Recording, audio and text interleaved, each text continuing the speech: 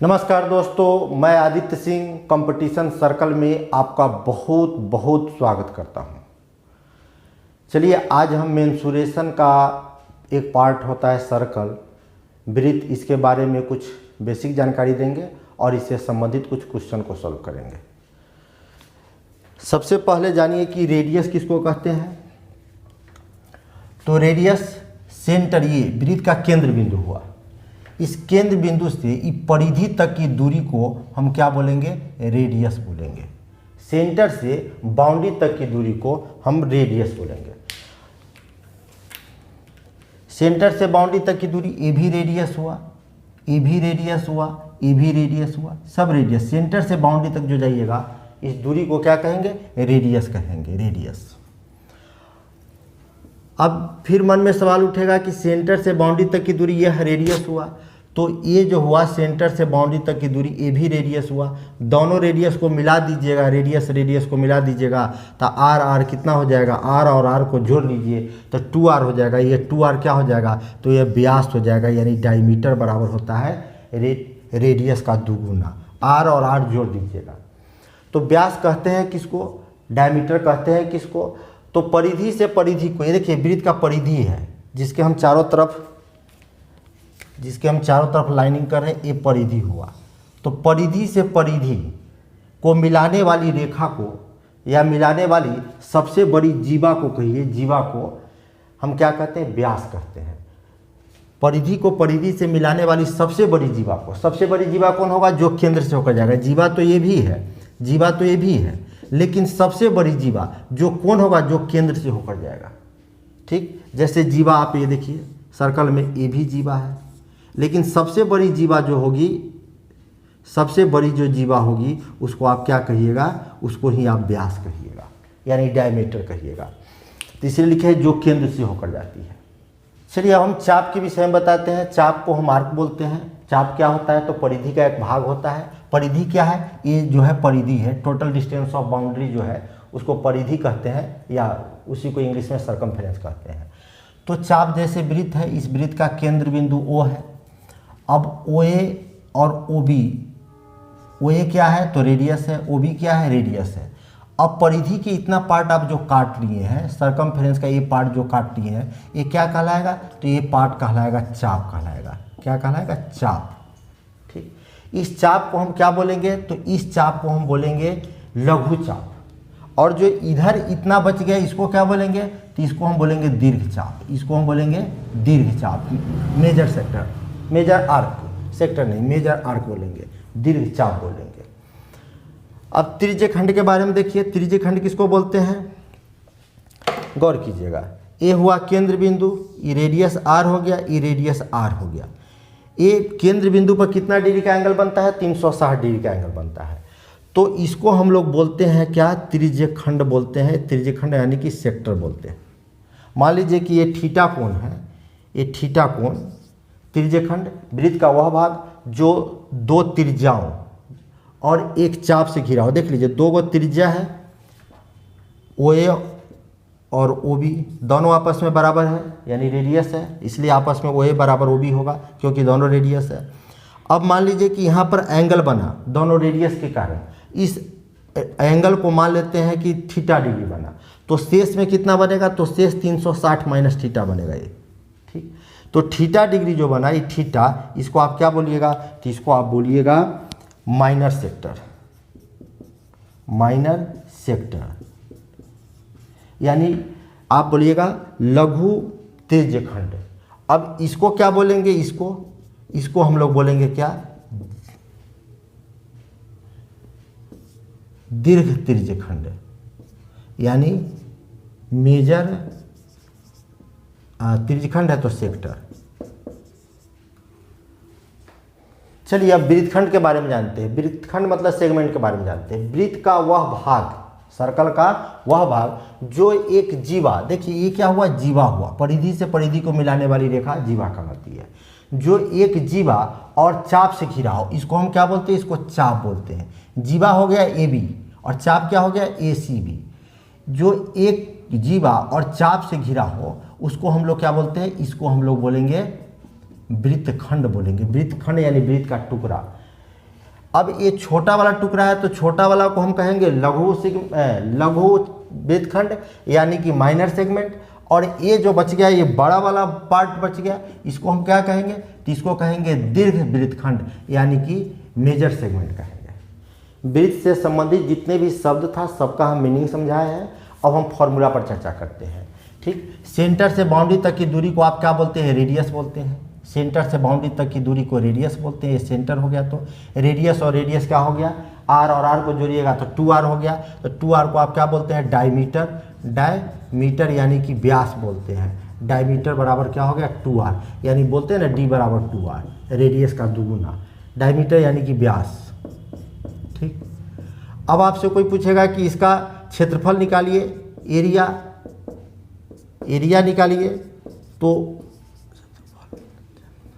क्षेत्रफल कोई कहेगा निकालने के लिए कि एरिया ऑफ सर्कल क्या होता है, तो एरिया ऑफ सर्कल बराबर होता है पाई आर स्क्वायर। ठीक, जब कभी भी हम एरिया निकालते हैं तो ये एरिया हुआ, इसको हम क्या बोलते हैं, एरिया बोलते हैं। ये एरिया निकला वृत्त का, ये क्या निकला, तो एरिया निकला वृत्त का। अब हमसे कोई कहेगा परिधि निकालिए।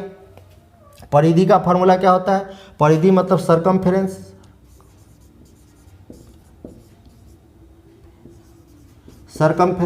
यानी परिधि। तो वृत्त की परिधि बराबर क्या होता है, तो टोटल डिस्टेंस ऑफ बाउंड्री। देखिए इसको हम लोग परिधि बोलते हैं, इसको परिधि बोलते हैं। ठीक, जो बाउंड्री की लंबाई है, टोटल डिस्टेंस ऑफ बाउंड्री।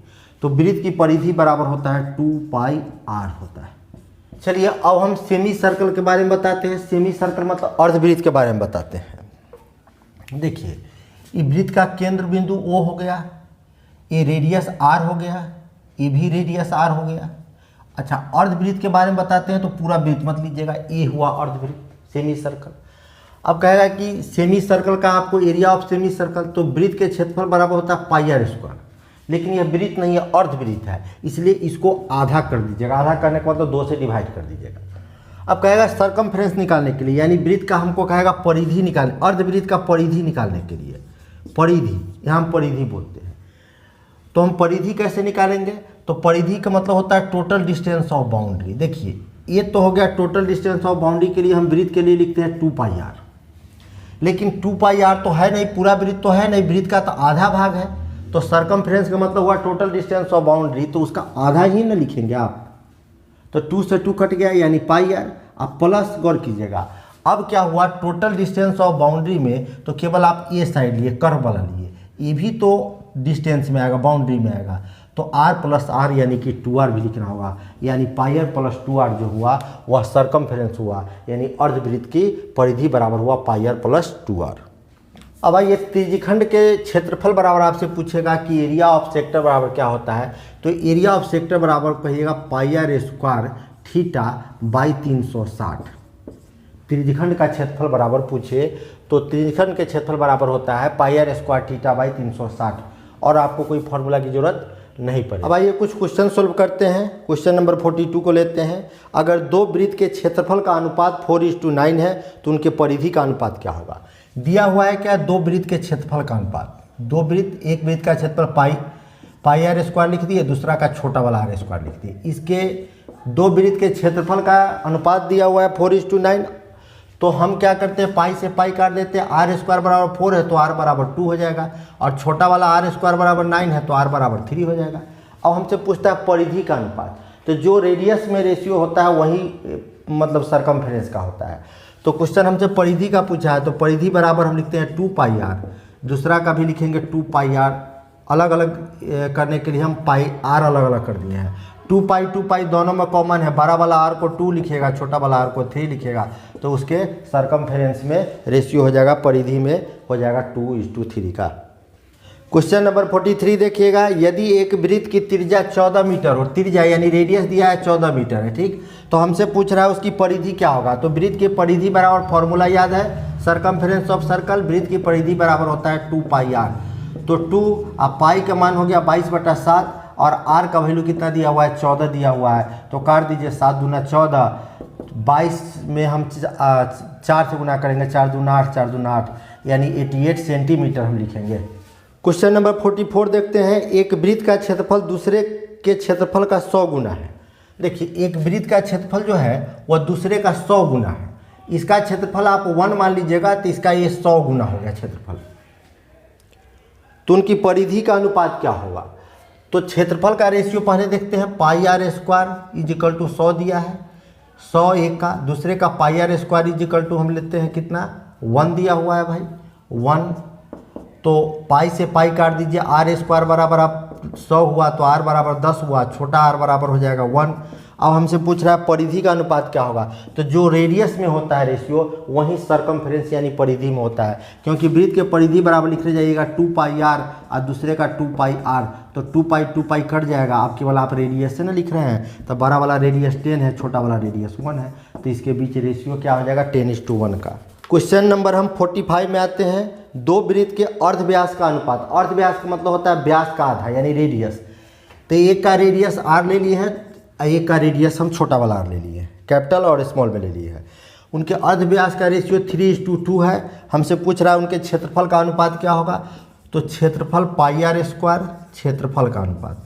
तो बड़ा वाला के लिए लिख देते हैं पाई आर स्क्वायर और छोटा वाला के लिए छोटा में हम लिखते हैं पाई आर स्क्वायर। पाई से पाई कट जाएगा, आर स्क्वायर यानी 3 का स्क्वायर हो जाएगा 9 और आर छोटा वाला आर का 2 का स्क्वायर हो जाएगा 4 यानी 9:4 का रेशियो हो जाएगा। क्वेश्चन नंबर 46 देखते हैं। दो वृत्त के रेडियस में अनुपात दिया है 1:2 का। रेडियस में अनुपात दिया है 1:2 का और आपसे पूछ रहा है उसके क्षेत्रफल में क्या अनुपात होगा। तो पाई आर स्क्वायर इस टू पाई आर स्क्वायर आप लिख दीजिएगा। पाई से पाई कट जाएगा, आर स्क्वायर आर बराबर 1 दिया, 1 का स्क्वायर कीजिएगा 1 रहेगा।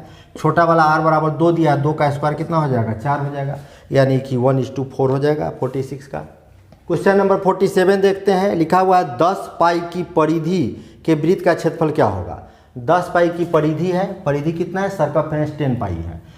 तो वृत्त के परिधि बराबर होता है फॉर्मूला 2 पाई आर और दिया हुआ है इसका परिधि कितना 10 पाई। पाई से पाई काट दीजिएगा, 2r = 10 है तो r = कितना हो जाएगा 5 हो जाएगा। रेडियस मिल गया।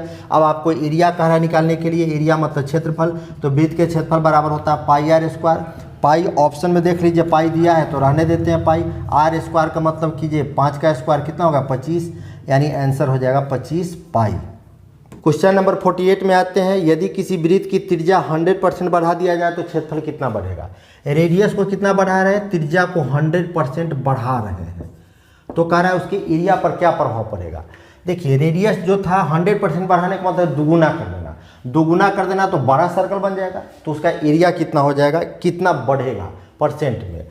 तो एरिया ऑफ सर्कल बराबर क्या होता है pi r square. Pi r square, pi जो होगा वो कांस्टेंट होता है। अब आर स्क्वायर का मतलब हुआ आर को 2 बार लिखा गया है।